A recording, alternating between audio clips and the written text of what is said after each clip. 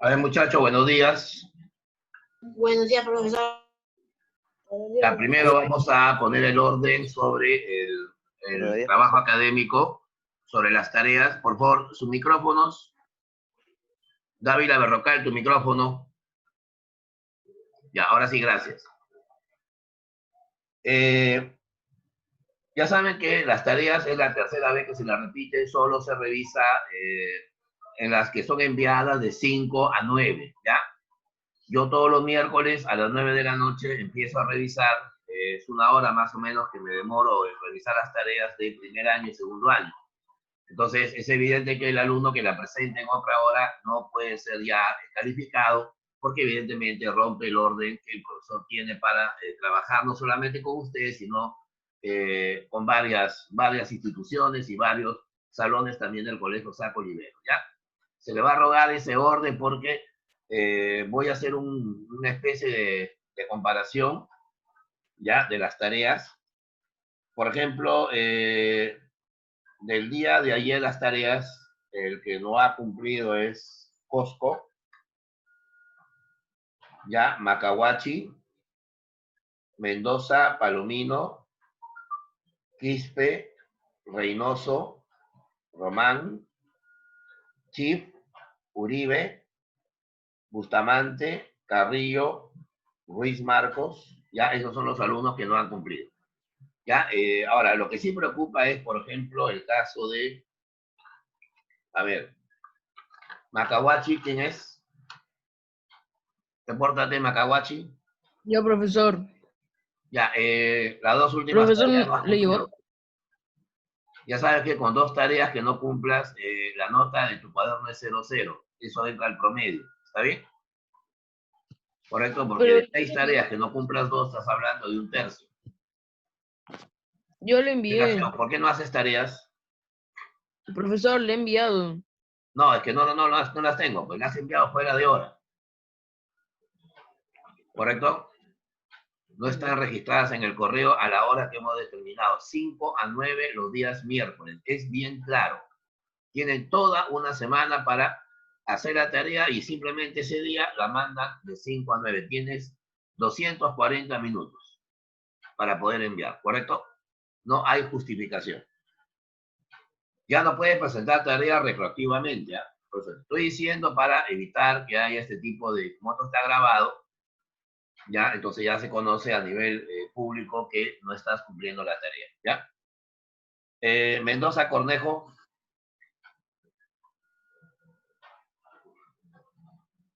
Mendoza Cornejo, sí. Responde, por favor. Sí. Ya, tus tareas. Profe, yo se les envié el correo que está en el... No, que no llega, pues. Ya saben ustedes cuál es el correo y no llega.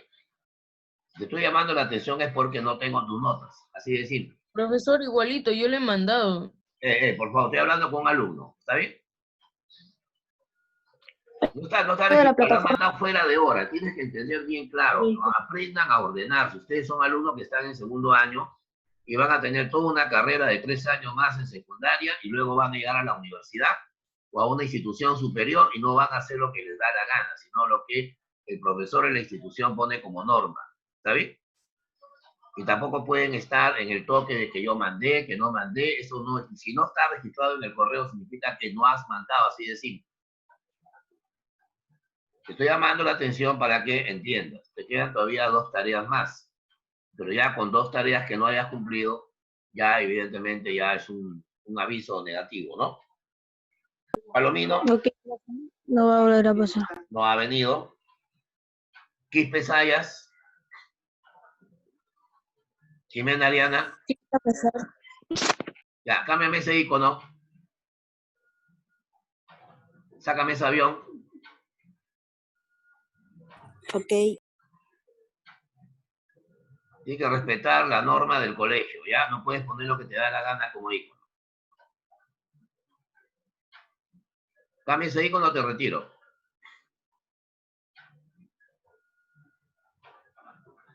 ¿Ya? Tu tarea, ¿qué pasó? Profesor, ¿cómo puedo hacerlo? Es que no puedo salir. No, la pregunta es sus tareas. Perdón, te estoy preguntando, ¿tus tareas? Voy a Las revisar el tareas correo a son ver 10 si no hojas, he 15 equivocado. hojas, no pasan de 10 líneas, las tareas son cortas. Ya te advertí. Chip, yo, Felipe, ¿quién es? Yo, Usted, profe, este joven. Tus tareas, no la hice a tiempo. no haces tareas. Ya sabes que tienes 0 de cuaderno, ¿no? 2 tareas no cumplidas. Uribe González. Enlázate, Uribe, prende tu micro, Uribe, Sí, tus tareas. ¿Perdón? no. No haces tareas.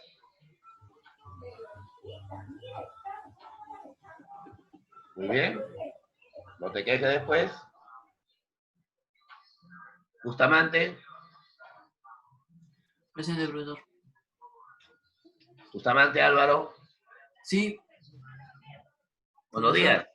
Buenos días, profesor. Tus Perdón. tareas. No las sí, ¿Por qué no haces tareas? porque me olvido. Sí hago, ¿Te olvidas? pero la hora pasa. Luego las No, pasas. Ya, no hay problema. Estás advertido, ¿ah? Carrillo, Sí, profe. tus tareas. Me olvidé, profesor. Te olvidas. Muy bien. Ruiz.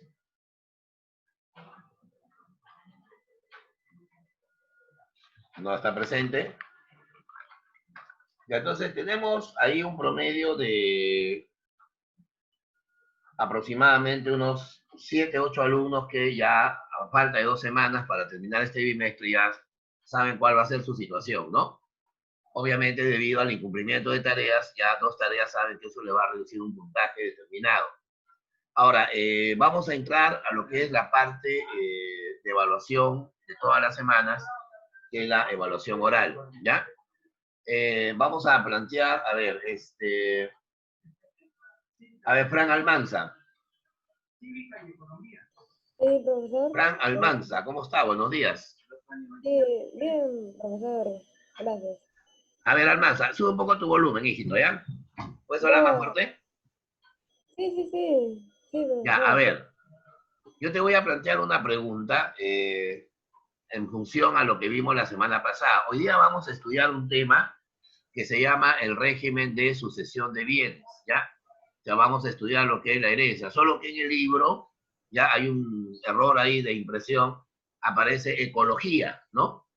Ecología es un tema pues que no tiene nada que ver con nuestro curso, es un tema de biología. Biología. El tema es sucesiones, ¿ya? El tema es sucesiones porque vamos a hablar sobre la herencia, ¿no?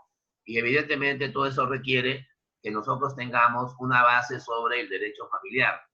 Entonces, la semana pasada estudiamos 2 instituciones determinantes dentro del régimen familiar.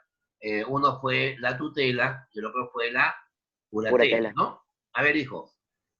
Fran, ¿qué es la tutela? La tutela... ¿Me escuchan? Sí, te escucho. Ya. La tutela es el... era de una persona que cuida a un menor de edad y también administra sus bienes en caso de que no estén sus padres. Ya, el régimen que protege al menor de edad en su persona y en su patrimonio, ¿no? En sus bienes, ya. A falta de padres, ¿no? Evidentemente. Ya está bien. Concreto. Muy bien.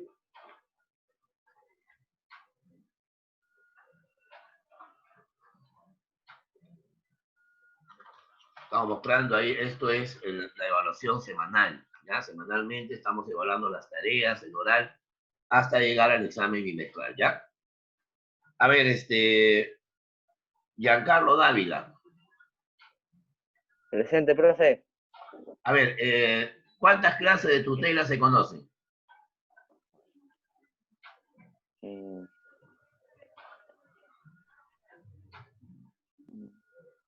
¿Aló? Profe, ¿me escucha? Sí, te escucho. ¿Cuántas clases de tutela se conocen?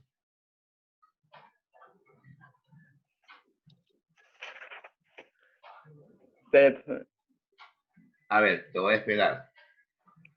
hay la testamentaria, Ya, legislativa, testamentaria, ¿qué más? dativa, Dativa, estatal, estatal. Te faltó una, legítima. Con el legítima. orden es testamentaria, de ahí viene legítima, de ahí viene dativa y luego viene estatal, ¿no es cierto? Ujú. Ya, está bien. A ver, apaga tu micro. Diego Enrique Cáceres, Sí, profesor. dime, ¿qué diferencia hay, mejor dicho, en qué casos, a ver, para ser más concreto, la tutela se acaba? La tutela se acaba con la muerte del tutor o del pupilo. Muy bien, ¿ya? ¿Otro? Otro, La edad, pues, ¿qué edad debe de cumplir el pupilo para dejar de serlo? allá cuando la tutela se acaba también cuando el pupilo ya cumple los 18 años, Ya cumple los 18 años. por la renuncia del tutor también, Claro, o también y cuando por remoción. el pupilo, siendo menor de edad, obviamente, contrae matrimonio, ¿no? Sí, ¿Qué profesor. edad mínimo debe tener para casarse? 16. 16 años, ¿verdad? Muy bien. Sí, profesor. Y en el caso, por ejemplo, que tenga un título oficial también, ¿no? Se puede terminar la tutela. O también cuando Sí, profesor. reingresa a la patria potestad, ¿no? Regresa al proceso de custodia hacia sus padres, ¿no? Sí, Está bien, gracias, está profesor. bien. Cáceres, ¿no? Sí. Muy bien. A ver,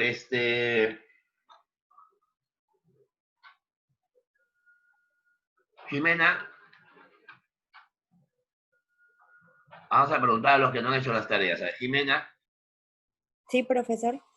a ver, la misma pregunta, pero enfocada a un sentido más simple. A ver, hija, ¿cuál es la definición de tutela testamentaria? ¿Por qué se llama tutela testamentaria?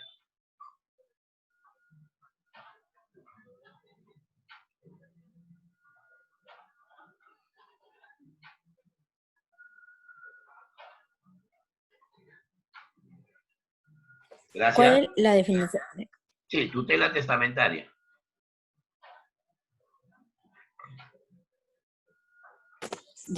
¿Qué puede repetir, por favor? Es que no lo escucho bien. ¿Qué es la tutela testamentaria?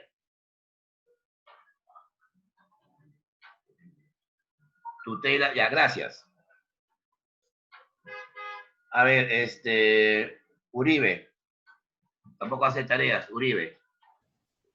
Sí, profe. ¿Ya? Tutela Sí. testamentaria, ¿qué es?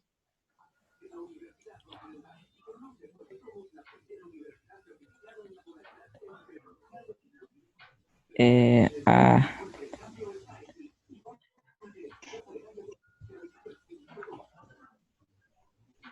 Gracias. sé que se origina en una disposición de la última voluntad, Ah, ya ya, sea ya, del ahora sí. padre o la madre. El padre o la madre deciden quién será el tutor, ¿no? Sí. Y para eso tiene que escribir algo que vamos a estudiar en un ratito que se llama el testamento. Ujú. ¿Ya? Más o menos. Alexander Valdivia. Profesor, A ver, dime, hijo. ¿Quiénes no pueden ser tutores? aquellos que tienen cargos anteriormente, Perdón, aquellos que tienen cargos jurisdiccionales anteriormente, que han tenido sentencias judiciales, ¿no? Ajá. O sea, que han Sí. perdido la patria potestad. Y si Sí. una persona ha sido, bueno, suspendida o se le ha quitado la patria potestad, en el futuro no puede llegar a ser tutor. Ya aparte, La más fácil, ¿de quiénes no podrían ser tutores? A aquellos que no pasan del sueldo mínimo. Bueno, generalmente los que son menores de edad. O en todo caso los que son mayores de edad, pero están sujetos a la curatela, ¿no? Están sujetos al régimen de interdicción debido a la edad que tienen, pero tienen una incapacidad legal, ¿no es cierto? Ya está. A ver, más o menos, ¿ah? A ver, Eliana Yesu. Sí, profesor. Yesu, a ver, tu micro, por favor, para escucharte bien. Sí, profesor. Ya, a ver, hijita, dime. ¿Qué es una tutela estatal? ¿A quién se aplica? El Estado se encarga del menor de edad hasta que Claro, tenga cuando el 20 Estado se encarga del menor de edad. Claro, porque evidentemente el menor está en abandono, tanto moral como material, ¿no? Está en la necesidad moral, material, y el Estado tiene la posibilidad de darle el amparo, la tutela. ¿Ya? Muy bien, puede ser incluso también los centros de diagnóstico juvenil, ¿no? Por ejemplo, cuando el menor está involucrado, pues, ¿no? En actos que supuestamente son escritos, para eso se puede rehabilitar, ¿ya? Ya, apaga tu micro, gracias. Muy bien, a ver, Chávez Gómez, Carlos del Piero. Chávez Gómez. Chávez Gómez, Carlos del Piero, ¿está ahí? Ha entrado, pero no quiere responder. Muy bien. Ese es el Perú, ¿no es cierto? A ver. Macahuachi. Profesor. A ver. Trata de levantar tu nota, papá, porque las tareas son básicas, ¿sabes? Si con orales no levantas, ya fuiste ya. No, A ver. profesor. Dime, hijo, una pregunta. ¿A quién se aplica la curatela y para qué sirve? ¿Cómo? ¿Me lo podría repetir otra vez? Repito, Por favor. estate atento, papá. La curatela. Ah, la curatela. Sí. A ver. La curatela es un... Has empezado bien. La curatela es... ¿Qué sigue? La curatela es como un sistema de protección de personas en la institución jurídica. Ya es una institución jurídica que protege a las personas. Al amparo a personas o bienes de edad incapacitados. ¿Menores o mayores de edad? No, mayores de edad, disculpen. Mayores de edad, ¿no? Claro. Sí, profesor. Que tienen una incapacidad jurídica. Y obtienen un eso hay una beneficio de la persona que se mayoría llama de edad. curador, ¿no? El Sí, curador. profesor. El curador es la persona que va a administrar los bienes, ¿no? Y la persona afectada se llama el curado, o mejor dicho, la persona beneficiada de la curatela. Sí, los beneficiados son de la mayoría de edad. Ya, dame un ejemplo a ver de curatela. ¿A quién se puede aplicar la curatela?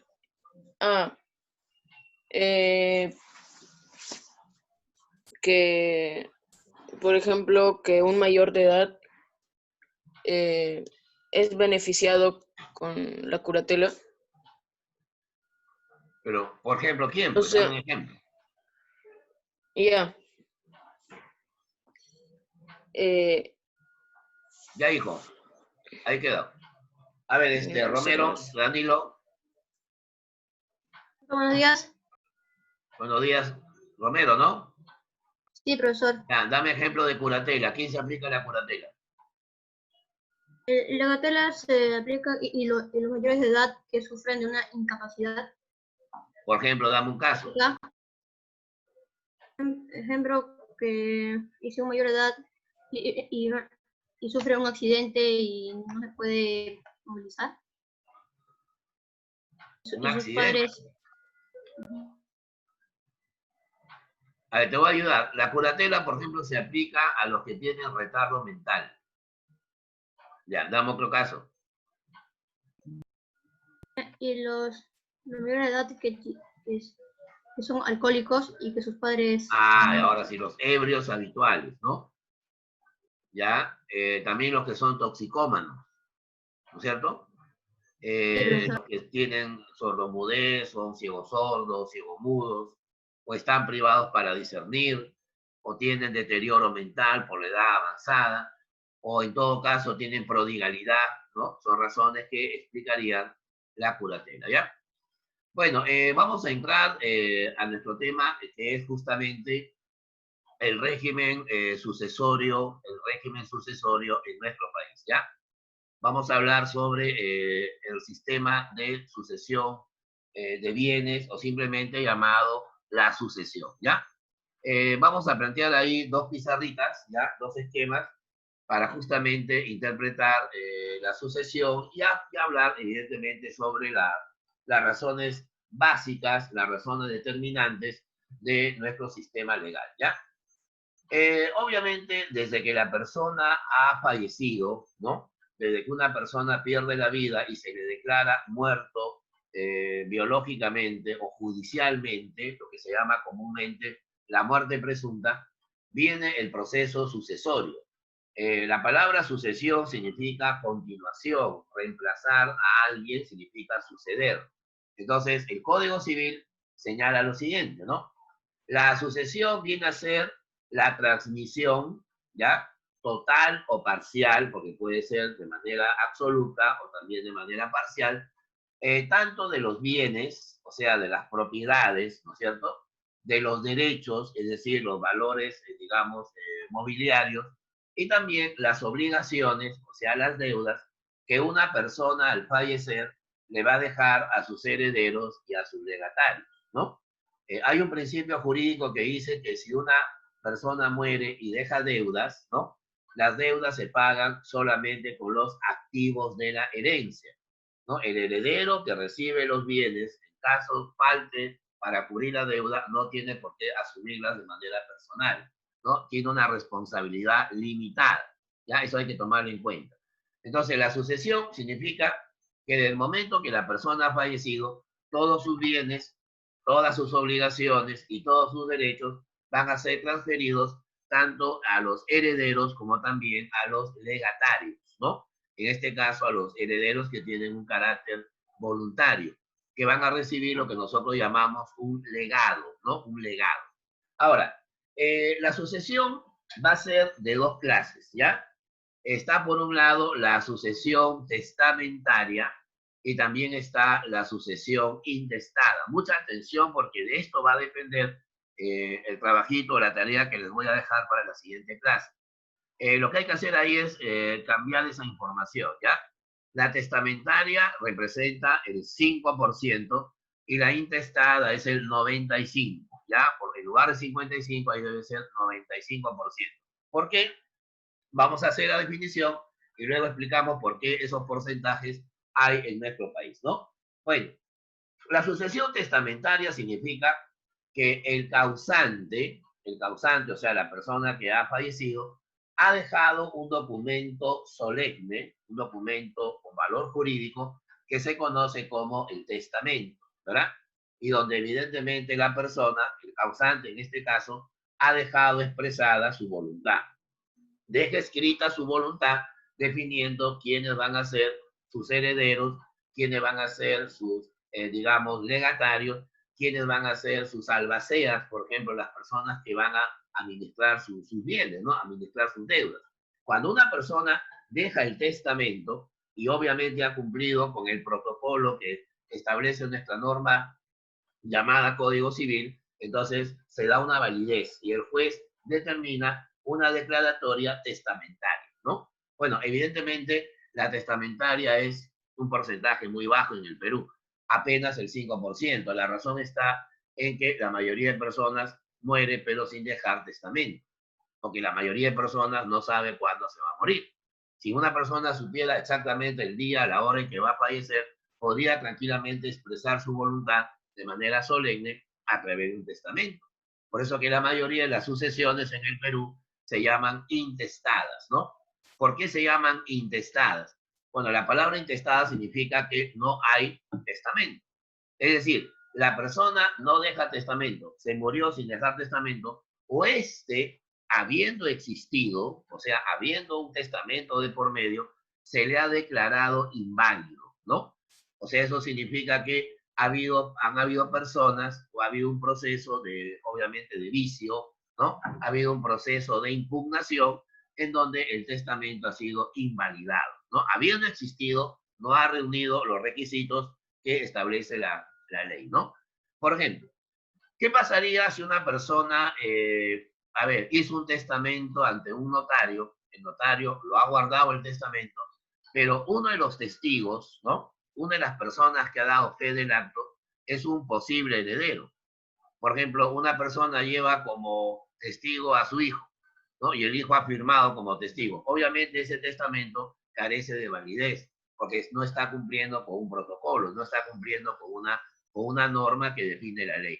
O de repente le está dejando un porcentaje menor a los descendientes, o sea, a sus hijos, de lo que la ley está obligando. También existe de por medio una impugnación. O de repente ha desheredado a una persona, le ha quitado su derecho a heredar sin haber ninguna causal. Eso también, evidentemente, son razones para invalidar un testamento, ¿ya?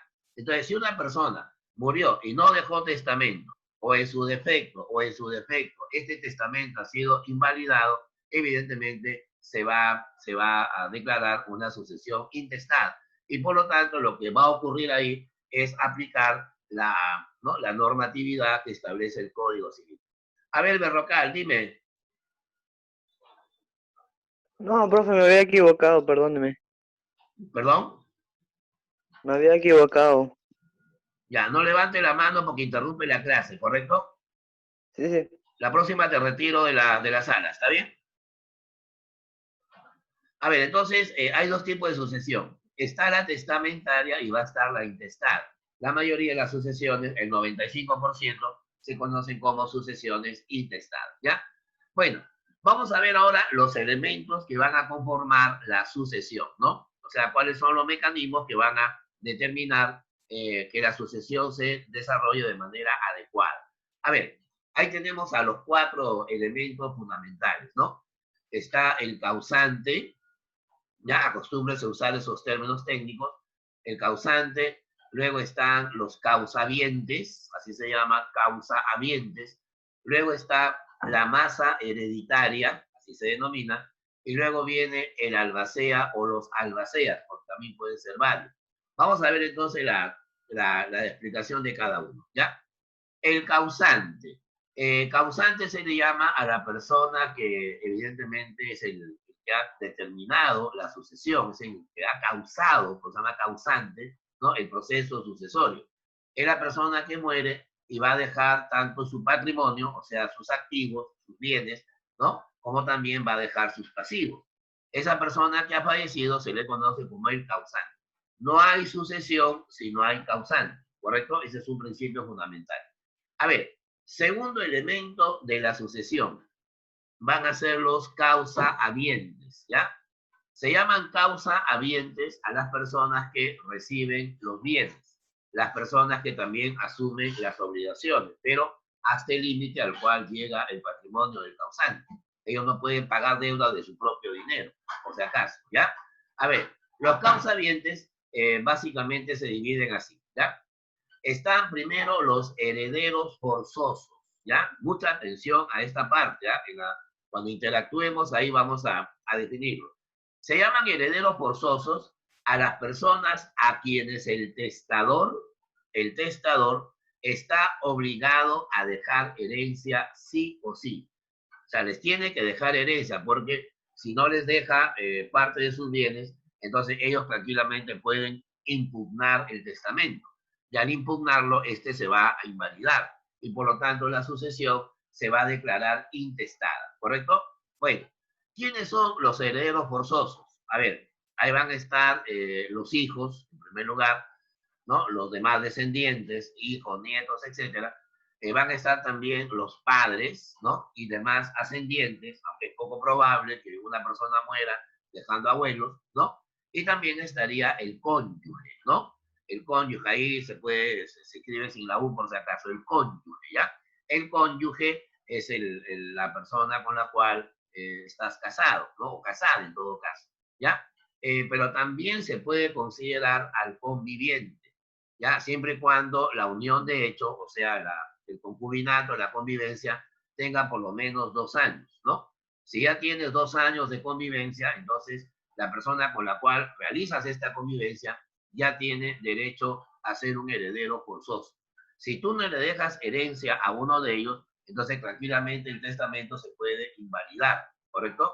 Salvo que hayan causales para desheredarlos, ¿no?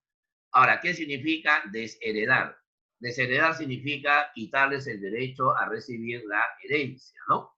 Por ejemplo, al cónyuge lo puede desheredar si, por ejemplo, ha incurrido en una causal de divorcio, ¿no? Por ejemplo, adulterio, maltrato físico, injuria, o sea, ¿no?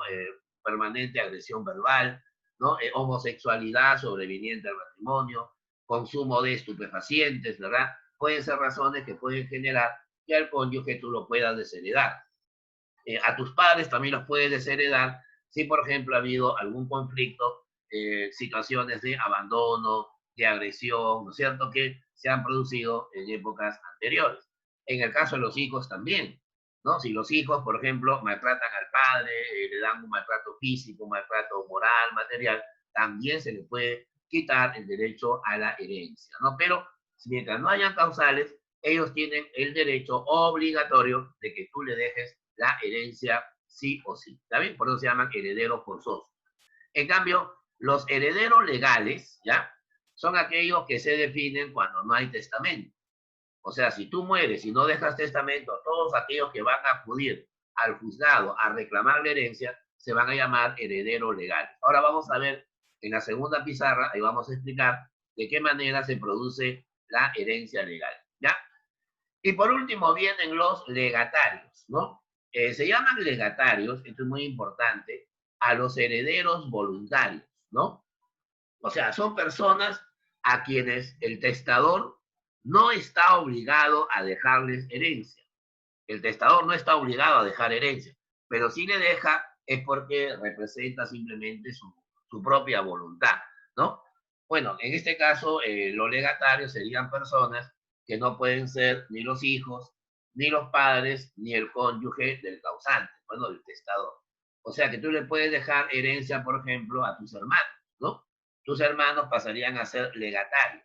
Le puedes dejar herencia, por ejemplo, a tus sobrinos, le puedes dejar herencia, no sé, a una persona allegada a ti, un amigo, una tercera persona, ¿no? Puedes dejar herencia a quien tú quieras. Son herederos universales, pero que evidentemente tienen el derecho sucesorio cuando sea voluntad del causante, ¿ya? O sea, no tienen la misma, digamos, obligación como en el caso de los herederos forzosos, ¿ya? Ahora vamos a ver qué porcentaje se le asigna a cada uno de ellos cuando tienes que hacer un testamento, ¿ya? En consecuencia, ¿cuántos causamientos existen? Existen 3, ¿no? Los forzosos, los legales y los legatarios, ¿ya? Ya tenemos entonces 2 elementos. El que murió y las personas que reciben, ¿no? Lo que deja el que murió. Ahora viene lo que deja. Y lo que deja se conoce como la masa hereditaria, ¿ya? ¿Qué viene a ser la masa hereditaria? La masa hereditaria representa los bienes, ¿no? O sea, los activos, el patrimonio, los derechos, ¿no es cierto? Es decir, los títulos, valores, los derechos de autor, los derechos de inventor, la titularidad, por ejemplo, de ahorros, ¿no? Una cuenta de ahorros es un derecho financiero, y también están las obligaciones, o sea, las deudas que puedes haber contraído. Todo ese conjunto de bienes, derechos y obligaciones van a constituir la denominada masa hereditaria, ¿ya? Ahora, cuidado, la masa hereditaria, cuando hay un testamento, se divide en 2, ¿no? Está la legítima, así se llama, la legítima, y también está la porción disponible. ¿Cuál es la diferencia entre legítima y porción disponible? La legítima viene a ser la masa hereditaria que tú tienes que dejarle a los herederos forzosos. O sea, sí o sí, le tienes que dejar a ellos obligatoriamente. Una pregunta, profesor, voy a autopreguntarme. ¿Y cuánto será la legítima? Porque si yo quiero hacer un testamento y quiero dejarle algo de mis bienes a personas a quienes yo por voluntad les quiero dejar, ¿cuánto puedo disponer y cuánto no puedo disponer? Lo voy a decir en un ratito, ¿ya? Vamos primero a la definición. Legítima es la herencia que está asignada a los herederos forzosos. En cambio, la porción disponible es la herencia que tú puedes tocar libremente, puedes usar libremente para dejarla pues a quien te sea tu propia voluntad. Le dejas a tus amigos, a tus hermanos, a tus primos, a quien tú quieras, ¿ya? En consecuencia, herencia que va a los hijos, al cónyuge o a los padres se llama la legítima, ¿no? Herencia que se designa a terceras personas se llama porción disponible. Bueno, ¿qué dice el Código Civil sobre la masa hereditaria? Dice lo siguiente, mira, si tú tienes hijos, correcto, en el momento que haces el testamento tienes hijos, tienes cónyuge o conviviente y tienes padres, entonces tu legítima va a ser 2/3. ¿Ya? De toda la herencia, ¿no es cierto? Tu legítima va a ser 2/3, una fracción. O sea que tu porción disponible sería solamente 1/3. Ya, para hacerlo más simple, a ver, digamos que yo tengo 3 casas. Entonces, quiero dejar bienes, digamos, a mis hermanos, a mis primos, a personas allegadas. A ellos solamente les podría dejar máximo hasta una casa, porque de 3, una sería 1/3. Y las otras 2 casas, que sería 2/3, sería para los herederos forzosos. ¿Está bien? De las 3 casas, 2 sería la legítima y una casa sería la porción disponible. ¿Está bien? Esa es la forma en que la norma se determina, evidentemente, para regular la masa hereditaria. Profesor, ¿y qué pasaría, por ejemplo, si yo solamente tengo padres? O sea, no me he casado, tampoco tengo conviviente, ni tampoco tengo hijos. Si solamente hay padres, entonces la cosa cambia. La legítima ahora sería 1/2, o sea, la mitad, y la porción disponible sería la otra mitad. O sea, de las 3 casas, casa y media, el valor de esos bienes, ¿no? Hasta una casa y media, sería evidentemente la legítima y la otra mitad sería la porción disponible. Profesor, ¿y qué pasaría si no tengo hijos, ¿no? A la hora de hacer mi testamento, tampoco tengo padres y tampoco tengo cónyuge. O sea, significa que no hay ni un solo heredero forzoso. Si no hay ni un solo heredero forzoso, entonces la legítima sería 0, porque no hay forzosos. Y por tanto, toda tu herencia, tus 3 casitas, constituiría la llamada porción disponible, ¿ya? La porción disponible siempre va a determinarse para los legatarios. A eso se le llama la masa hereditaria, ¿está bien? Ya dependerá también de los procesos judiciales, de las impugnaciones que pueden haber. Lo que estamos haciendo acá, muchachos, es solamente que ustedes entiendan cuáles son los elementos que van a formar la sucesión. Entonces ya tenemos 3 elementos.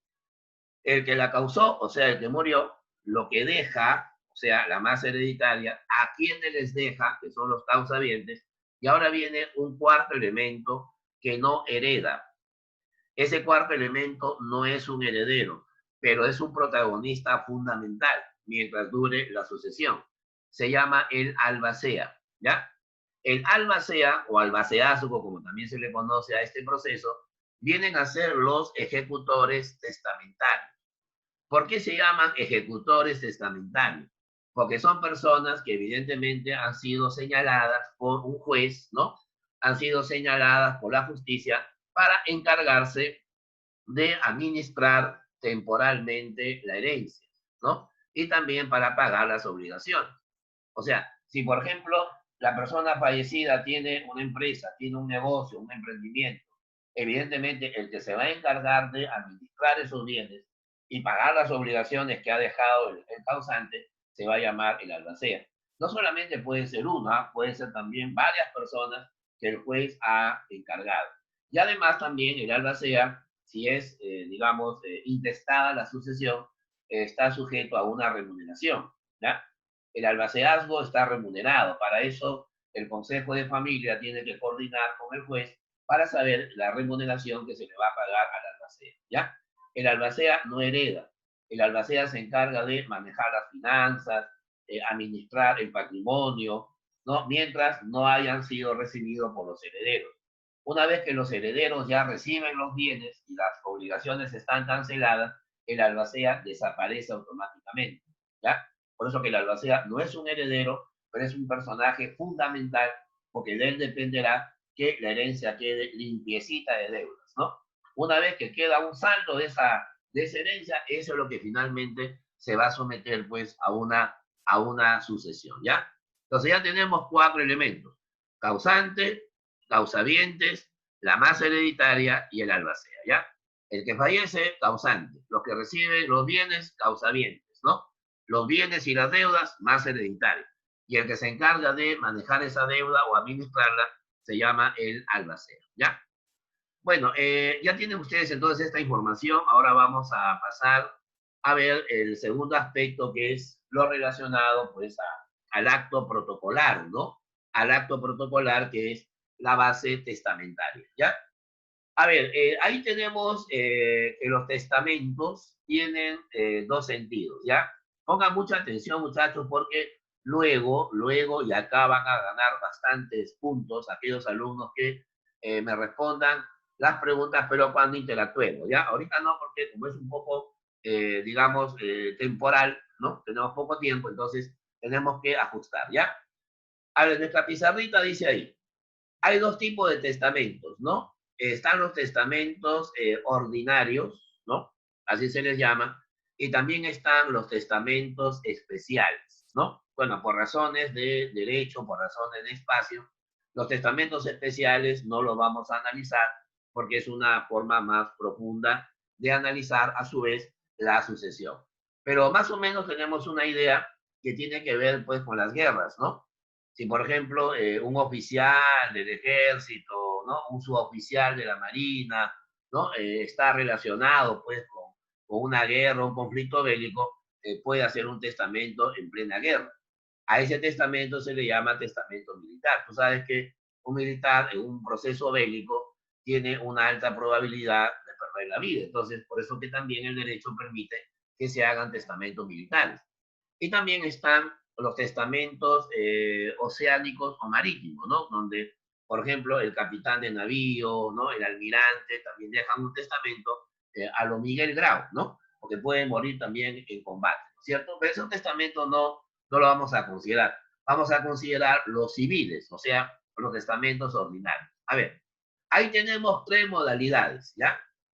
Está primero el testamento en escritura pública, luego viene el testamento cerrado y luego viene el testamento hológrafo, ¿ya? Ya vamos a explicar cada uno de ellos dando los pormenores que establece nuestra norma Código Civil, ¿ya?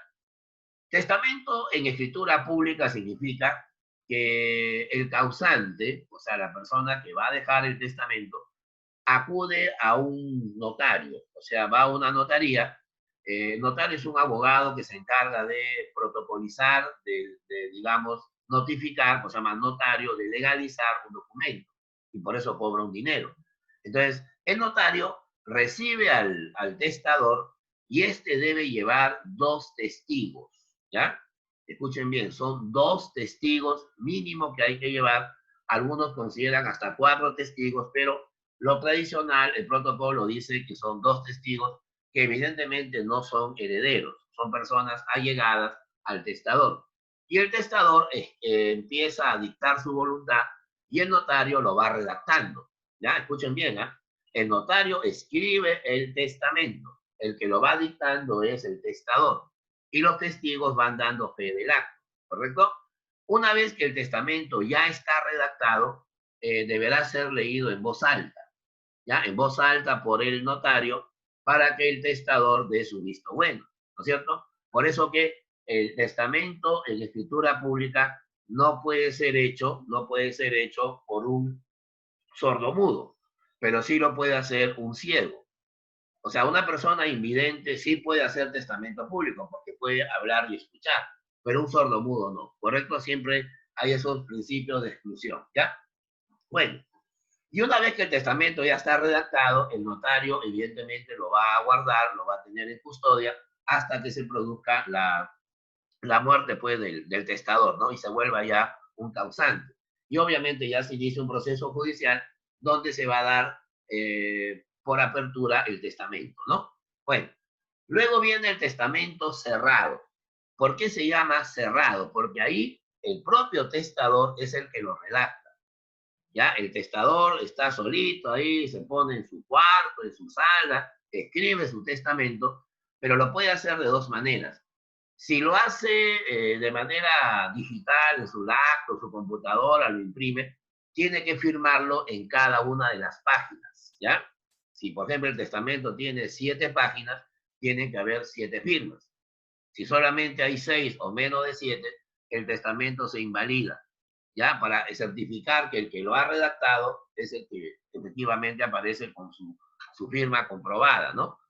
Y además, el testamento cerrado, una vez que ya está redactado, el testador se lo entrega al notario, ¿ya? Se lo lleva a su oficina, a su notaría, en un sobre bien cerrado, ¿ya? Y tiene que estar acompañado de 2 testigos, ¿ya? Que tienen que firmar sobre la cubierta del sobre.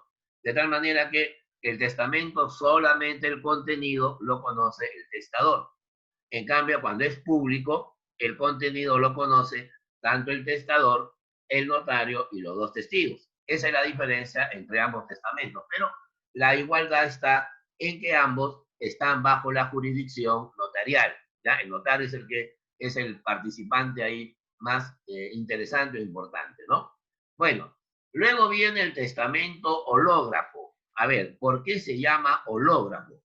Porque está escrito de puño y letra, ¿ya? Ese testamento lo redacta el propio testador de puño y letra. El cerrado también lo puede hacer de puño y letra, con la diferencia que si lo hace de puño y letra, solo tiene que firmarlo al pie de página, o sea, mejor dicho, en la última página del testamento, ¿ya? En el hológrafo no. En el hológrafo, el testador ha hecho su protocolo, su testamento, con su propia letra, de puño y letra, pero no se lo entrega al notario, ¿correcto? O sea, simplemente él lo guarda, considera que hay un lugar donde lo tiene que reservar, que solamente él conoce, y evidentemente cuando muera se va a dar protocolo, se va a dar efecto pues a su voluntad. Bueno, eso generalmente es muy riesgoso, ¿no? Porque imagínate que la persona muere y la familia no sabe si dejó o no dejó testamento.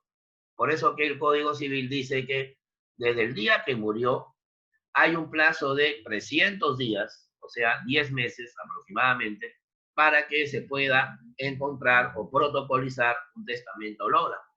De repente la persona en su agonía le dice pues a uno de los familiares que el testamento lo tiene guardado en tal lugar y la persona que lo encuentra lo tiene que llevar al juez. Pero el juez tampoco lo va a aceptar, ¿eh?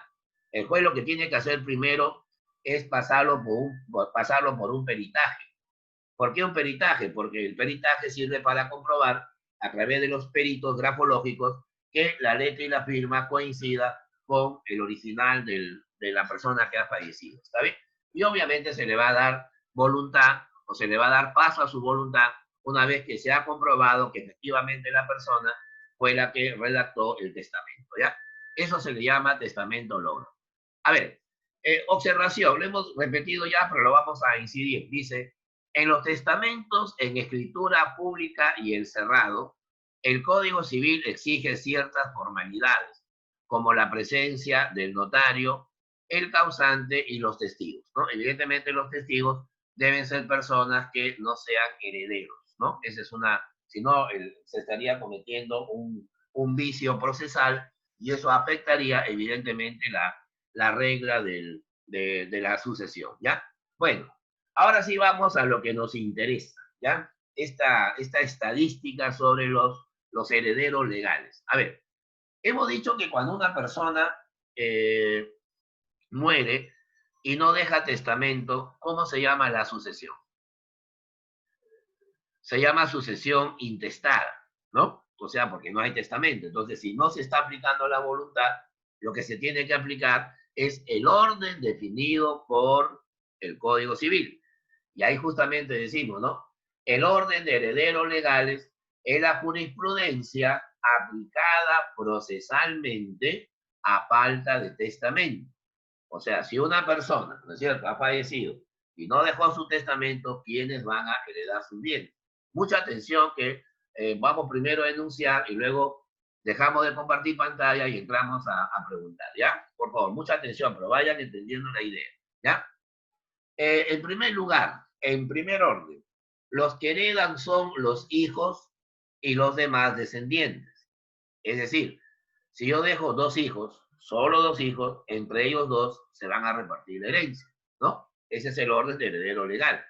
Ahora, si hubiesen nietos, los nietos evidentemente son excluidos por los hijos.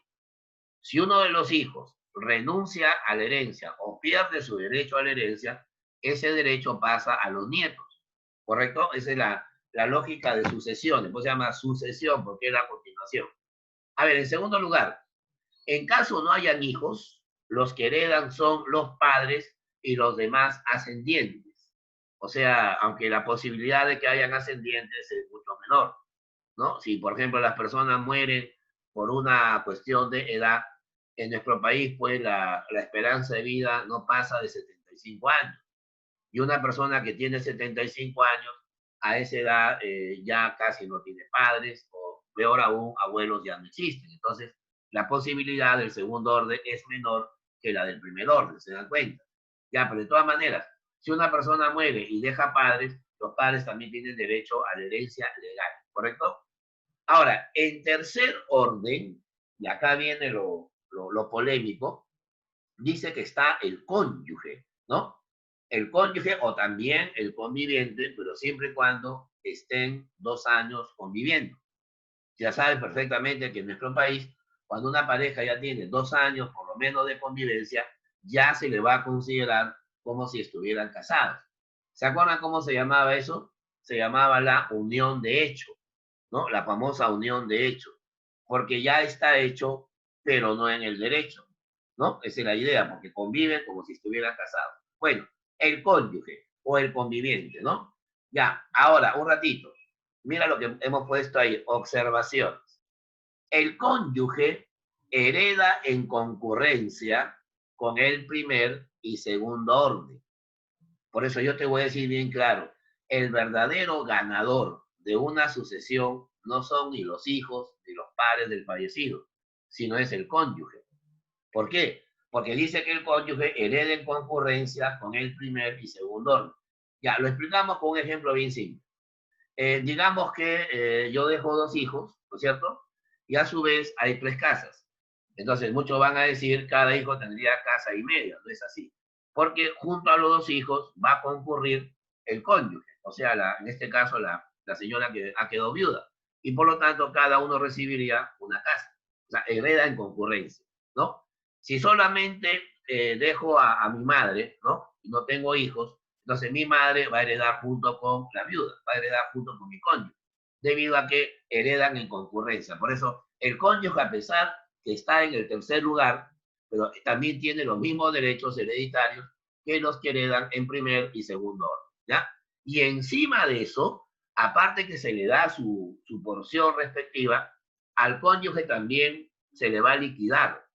O sea, no que se le va a matar, sino se le va a dar la mitad de todos los bienes declarados.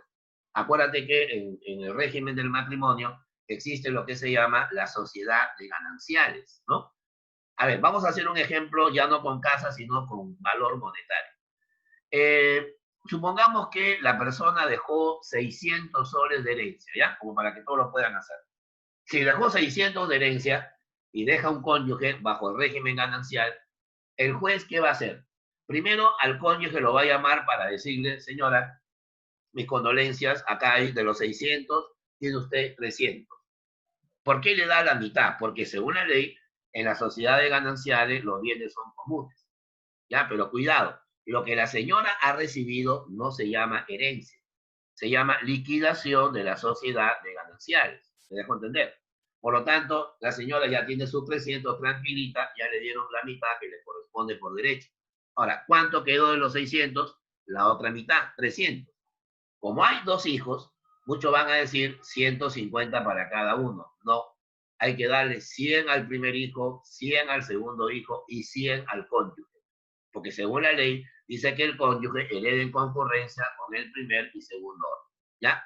O sea que al final el cónyuge sale llevándose, de los 600 se está llevando 400, ¿no? los 300 que le corresponden por liquidación de sociedades gananciales, y encima le quedaría el porcentaje igual a lo que recibe cada hijo, ¿no? Igual sería también con los padres, ¿no? El caso tenga padres que heredan, también le van a tener que dejar la misma porción, ¿no? Por eso hay un refrán que dice, el que ríe tercero, ríe mejor. Hemos cambiado el refrán, ¿ya? A ver, en cuarto orden, en caso no hayan hijos, en caso no hayan padres y no haya cónyuge, entonces heredan los hermanos, ¿ya? Los hermanos del fallecido. Ahora, un ratito, aquí sí existe una forma de distinción entre hermanos. Si yo dejo hermanos de padre y madre, heredan pues en partes iguales. Pero si solamente hay un hermano paterno o materno, le corresponde solo la mitad de lo que le correspondía a los hermanos de padre y madre. En el caso de los hijos, no. Si yo tengo hijos matrimoniales, tengo hijos extramatrimoniales o adoptados, van a recibir la misma porción. ¿Se dan cuenta? O sea, no, ahí no se distingue con los hijos, pero con los hermanos sí. Si son, como tú dices, normalmente medio hermanos, ahí solamente le corresponde el 50%, ¿ya? En quinto orden van a estar los tíos y los sobrinos, obviamente del fallecido. Y si no hay tíos y sobrinos, vendrían en sexto lugar los primos. Ahora, si la persona pues ya no tiene familia, no tiene hijos, no tiene padres, no deja cónyuge, no tiene hermanos, no deja tío, no deja sobrino, no deja primo, o sea, completamente aislado, el que recibe es la beneficencia, ¿ya? En este caso, el heredero sería el Estado, ¿no? El Estado, evidentemente, por razones de que siempre habrá un beneficiado para, ¿no?, los bienes que por ahí se pueden estar heredando. Así que esto es, a grosso modo, más o menos, cómo puedes tú relacionar la sucesión dentro del proceso, digamos, testamentario o intestado, ¿ya?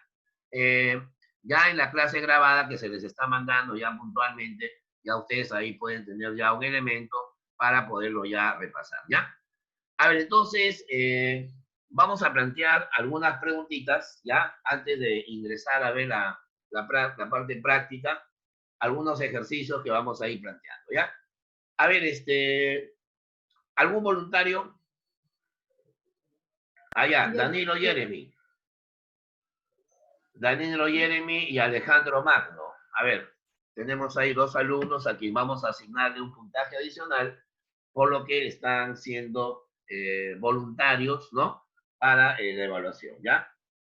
Alejandro Magno Macahuachi. Y el otro es Romero. Presente, profesor. Romero Cacha, muy bien. Danilo Jeremy, perfecto. Ya, la diferencia está que Danilo sí ha cumplido con las tareas y Alejandro no. ¿Ya? Entonces vamos a darle la prioridad a Romero y luego a Macahuachi. A ver, Romero. Buenos días. Buenos días. A ver, según lo que hemos explicado, ¿por qué dentro de una sucesión, dentro de la herencia propiamente, por qué se dice que el cónyuge es el más beneficiado? Lo acabo de explicar ahorita. Porque si en su matrimonio pone y soles de gananciales recibe la mitad. La mitad. Y más 10 soles por el Y cónyuge la misma heredera, porción de cada hijo, ¿no es cierto? de primero o segundo orden. Ya. Ahora, Ahora- ojo, yo sé que tú me vas a hacer esta pregunta, o de repente alguien ahí la está planteando, pero puede darse la posibilidad que en el matrimonio no haya existido una sociedad de gananciales, sino haya existido una separación de patrimonio, ¿no? ¿De qué pasa cuando hay un régimen de separación de patrimonio? Ahí no ocurre nada. Pues al cónyuge no se le va a dar el 50%, porque los bienes que cada uno obtuvo y las deudas que cada uno obtuvo son independientes. Pero eso sí, de todas maneras el cónyuge va a recibir una porción igual a la que recibe cada hijo y cada padre. ¿Está bien? Está bien, hijo, no hay problema. Perfecto. A ver, Macahuachi. Profesor. A ver, una pregunta. ¿En qué caso hereda el Estado? Ya. Lo acabo de explicar, el orden. ¿En qué clase? ¿En qué caso el Estado hereda? A través de la beneficencia.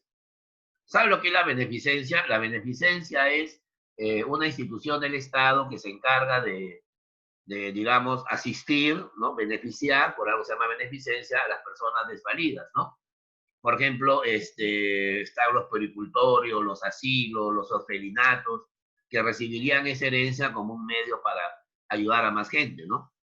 Esa es la idea. Ya. Hay una pregunta, hijo. ¿Qué es un testamento hológrafo? Testamento. Hológrafo. Hológrafo. Ya. A ver. ¿Por qué se le llama hológrafo?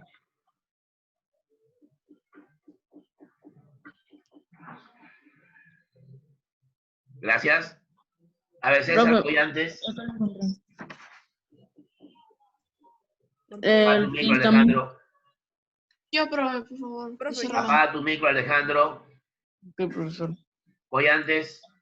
porque lo ha escrito con sus manos y lo ha firmado él mismo.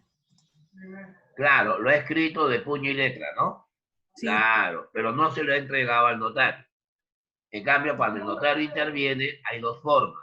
Está el testamento público y el testamento cerrado, ¿no? Son las dos modalidades cuando está interviniendo el notario. Ya, muy bien. Ya, gracias. A ver, Zenón, ¿quiere participar? A ver, José. Unos días, perdón. A ver, hijito. Dime, ¿qué diferencia hay entre sucesión testamentaria y la intestada? Una bien fácil, ¿ah? La sucesión testamentaria y la intestada. ¿En qué se van a diferenciar? Lo vimos al comienzo.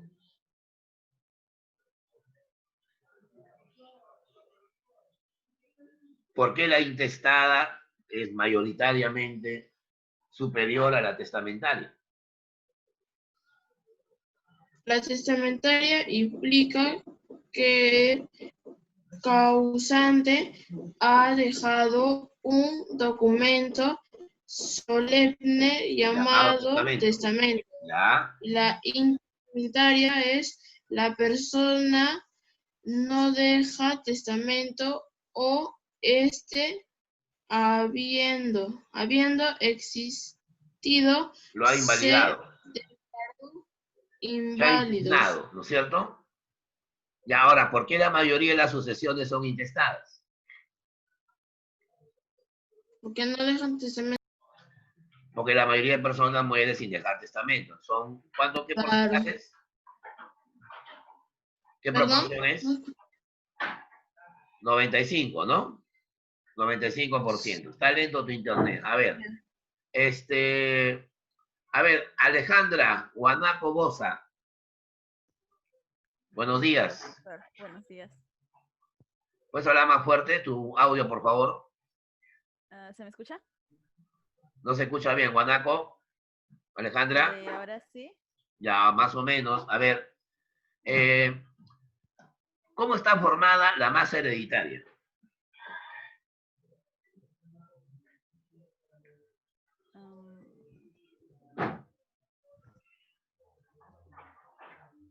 Gracias. A ver, Danilo. Está formada por la legítima y el porción disponible. Muy bien, maestro. Concreto, ¿ya? Yo solamente pido respuestas concretas, ¿correcto? Eso es lo importante. A ver, vamos ahora sí para poder trabajar la parte procesal, ¿ya? Vamos ahora a lo que nos interesa. Bueno, ahí ya saben, hay que corregir, ¿ah? Ahí han puesto ecología, ¿no? Debe ser sucesiones, ¿ya? Ecología es un tema de razones biológicas. Siempre hay algún error ahí, pero eso ya es subsanable, ¿no? Ya, a ver, ahora sí vamos a resolver algunas, no todas, ¿ya? Vamos a trabajar las preguntas más importantes. A ver, la pregunta 1 dice, la sucesión es la transmisión de los bienes, ¿ya? Acá con bienes, o sea, terrenos, casas, propiedades, artefactos, ¿no?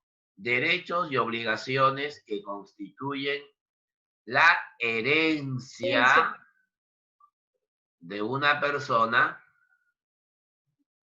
la herencia acá de una persona Beneficiario. transmitida a sus sucesores. Transmitida a sus sucesores. ¿Correcto? Ya está, ya armamos el rompecabezas. A ver, dice la 2, los testamentos ordinarios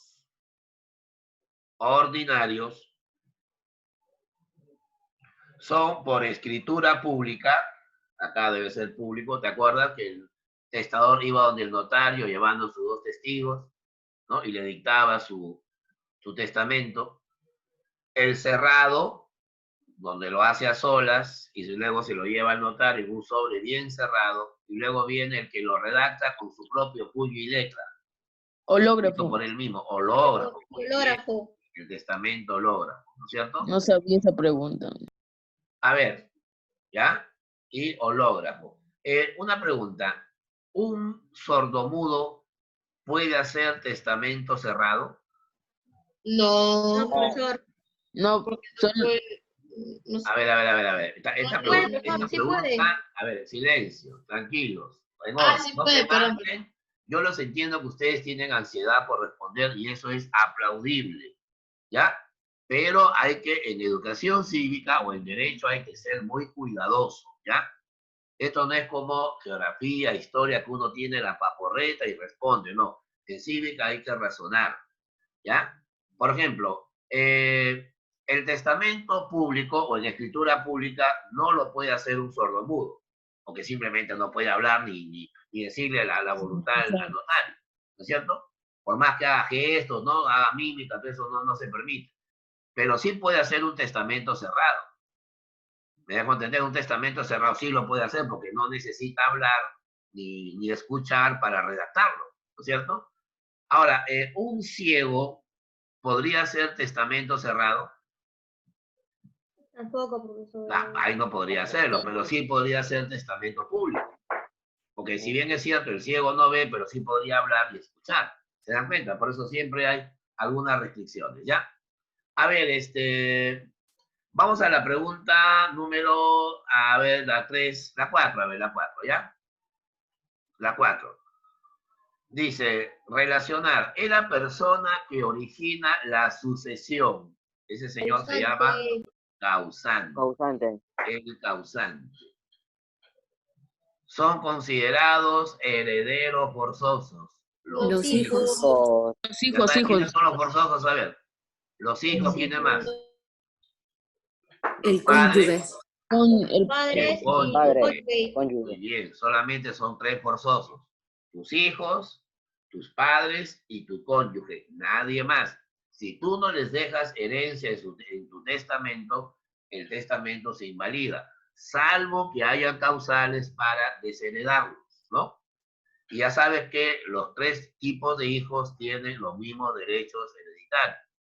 Por ejemplo, si yo le dejo herencia a mi hijo matrimonial, pero a mi hija fuera del matrimonio no le dejo herencia, el testamento se va a invalidar. Otra, si a mi hijo matrimonial le dejo herencia, a mi hija extramatrimonial también le dejo herencia, pero no le dejo a mi adoptado, este también va a impugnar el testamento, porque los 3 tienen los mismos derechos, ¿correcto? Ya, luego dice, es considerado heredero no forzoso, el sobrino. Los sobrinos. Tienes sobrino, le puedes dejar herencia, no hay ningún problema, ¿ya? Estoy dando prioridad a los alumnos que cumplen con sus tareas, porque de nada vale que te dé apertura al que no hace tarea, porque se olvidó, porque no tiene ganas, ¿no? Yo no trabajo de esa manera, a mí me gusta la exigencia. Tú recibes una clase extraordinaria, pero también tienes que cumplir, ¿correcto? A ver, es el patrimonio dejado por el causante. Ahí está. Herencia. Herencia, profesor. A ver, la 5 sí la vas a hacer, ¿ah? ¿Quién es el heredero forzoso de primer orden? Hijo.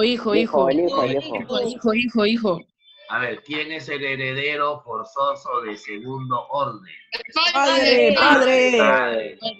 De tercer orden sería Cónyuge. Y el no forzoso vendría a ser El hermano. Hermano. evidentemente, ¿no? A ver, vamos ahora a una preguntita A ver, ya. La número 7, a ver, hay que colocar verdadero o falso, ¿ya? El causante y la herencia son elementos del derecho de sucesiones. ¿Verdadero? Verdadero. El causante es lo que Verdadero. muere, la herencia es lo que deja. Obvio, ¿no? Verdadero. Los hijos son herederos no forzados.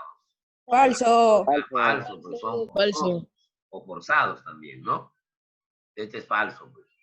Los sucesores se dividen en herederos y legatarios. Así es, efectivamente. Verdadero. Claro, verdadero. Legatario es el voluntario, heredero puede ser forzoso o legal, ¿no es cierto? La herencia se encuentra integrada por el dinero y las joyas del legatario. No, Falso, el legatario es el que recibe la herencia. O sea, la herencia no es lo que él tiene ya, sino lo que va a recibir. Y lo que va a recibir son los bienes que deja el causante. Así que esto sería falso, ¿ya? A ver, vamos a las preguntas que nos interesa, que es esta de acá, las de carácter objetiva. No son preguntas rapiditas, ¿ya? Que podemos entender al toque nomás. A ver, la pregunta número 11 dice, ya, complétala. Los padres y demás La B. ascendientes del causante son herederos del... La B, segundo Ah, orden. bien, muy bien, Diego Enrique, muy bien. O sea, en Gracias, segundo profesor. orden, ¿no? O sea, tienen prioridad los hijos y luego vienen los padres, ¿no? Evidentemente. Ya, pregunta, a ver, 12, pregunta 12. El hijo del causante. Primero. Letra A, primero. Primer orden. Ellos tienen prioridad. Ya, se dice los hijos y demás descendientes, ¿correcto? A ver, pregunta número 13. El hermano del causante es un heredero del hermano. Cuarto orden. Cuarto orden. Orden. Cuarto orden. Bien, no fallan ninguna. A ver, la 14. El tío del causante es un Quinto orden. heredero del Quinto orden. Quinto orden. tíos y sobrinos, ¿ya? La 15 ya está fácil, pero ya mejor ni la hagas, ¿no? ¿El primo en qué orden está? Sexto. Sexto.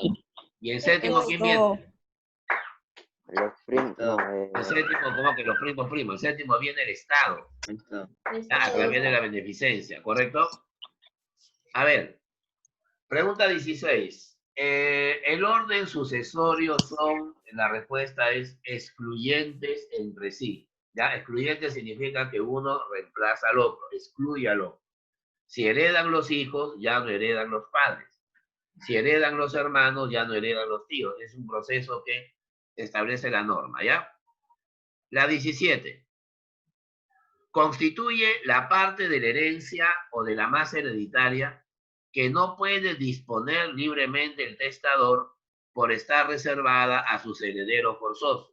Obviamente se le llama claro, hay dos partes, ¿no? Una es la legítima y la otra es la porción disponible. Eso se llama la libre disponibilidad, ¿ya? La libre disponibilidad. Ese es cuando dispone libremente. Pero cuando no dispone libremente, es decir, está obligado a dejar herencia a sus forzosos, se llama la legítima, ¿ya? Es como una torta. La torta que hay que darle al dueño de la fiesta se llama la legítima. La que va a los invitados se llama libre disponibilidad. Si tú lees bien la pregunta, te dicen, ¿cómo se llama la parte de la herencia que no puede disponer libremente? Eso se llama la legítima, ¿ya? La clave sería la A. Siempre razonen, ¿ah? Cuando las preguntas son así un poco ya tipo DECO, tipo de expresa cognitiva, hay que razonarla bastante, ¿ya? A ver, la pregunta 18. Es la parte de la masa hereditaria de la que sí puede disponer libremente el testador. Ahí está. Lo que hemos dicho, ¿no? La herencia. La porción por libre disponibilidad. La porción de libre disponibilidad. A ver, ¿se acuerdan los porcentajes? A ver, ¿qué pasa si yo La porción de libre... cónyuge?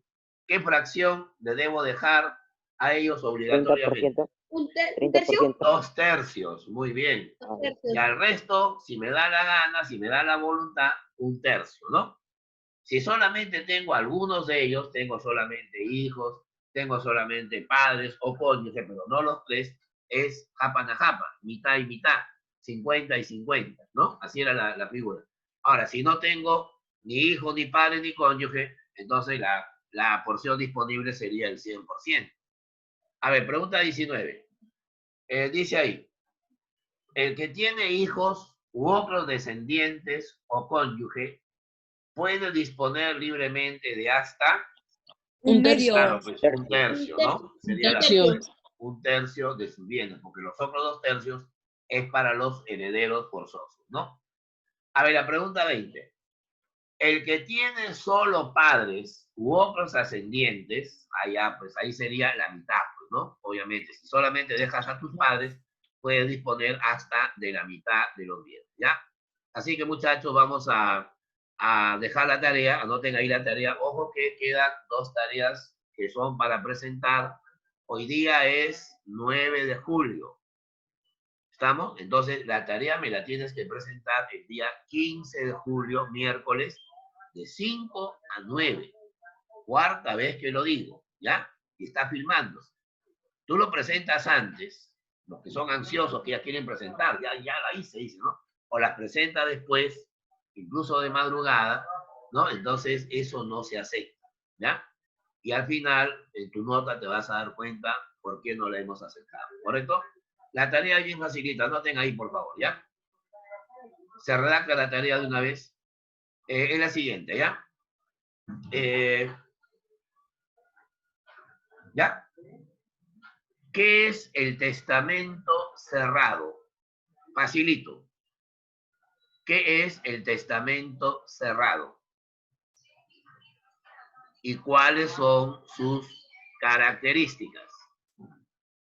¿Qué es el testamento cerrado? ¿Y cuáles son sus características? ¿Ya? La próxima semana vamos a trabajar una especie de vademecum, ya un repaso de los principales temas. Va a ser full práctica y algún complemento con algunas diapositivas de todos los temas que se han estudiado. Ya, entre ellos vamos a analizar todo lo que es el derecho familiar. Ustedes hemos hecho este bimestre casi todo derecho familiar, ¿ya? Sí, muchachos, ¿alguna duda? ¿Todo bien? Entonces ya nos estamos despidiendo, ¿ya, muchachos? Hasta luego. Hasta luego. Chao, profesor. Ya, nos vemos. Ahí finalizamos.